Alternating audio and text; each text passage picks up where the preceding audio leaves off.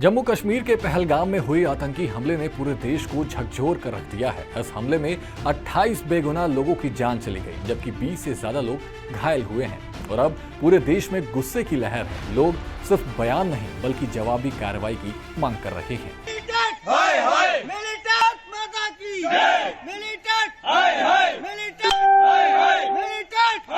इस बीच पाकिस्तान की तरफ से भी डर और घबराहट देखने को मिल रही है। वहां की सरकार और सेना को लग रहा है कि भारत फिर से कोई सख्त कदम उठा सकता है, जैसे कि पहले पुलवामा हमले के बाद किया गया था। जैसे भारत ने सर्जिकल स्ट्राइक और एयर स्ट्राइक की थी। प्रधानमंत्री नरेंद्र मोदी ने इस घटना को लेकर शाम एक उच्च स्तरीय मीटिंग बुलाई है। माना जा रहा है कि इस बैठक में हमले के जवाब को लेकर रणनीति तैयार की जाएगी।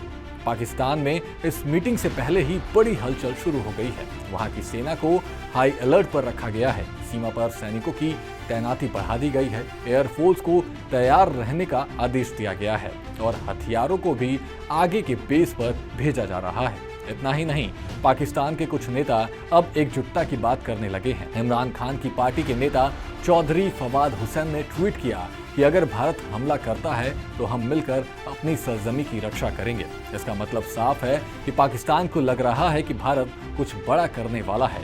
पाकिस्तान की सेना की 10 कोर जो नियंत्रण रेखा यानी LOC की सुरक्षा में लगी है, अब पूरी तरह एक्टिव हो गई है। बॉर्डर के पास सैनिकों और हथियारों की तेज मूवमेंट देखी जा रही है। वहीं भारत का इतिहास बताता है कि जब भी हमारे देश पर निर्दोष लोगों को मारा गया है, हमला हुआ है, हमने सिर्फ बातें नहीं बल्कि एक्शन लेकर जवाब भी दिया है। 2016 की सर्जिकल स्ट्राइक और 2019 की एयर स्ट्राइक उसके सबसे बड़े उदाहरण हैं।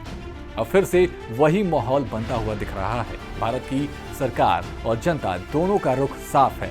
अब सहानुभूति नहीं, सीधा कार्रवाई चाहिए। ऐसे में सवाल ये है कि क्या पहलगाम अब नया पुलवामा बनने जा रहा है? देश की नजरें अब सिर्फ एक चीज पर है, भारत कैसे और कब जवाब देता है।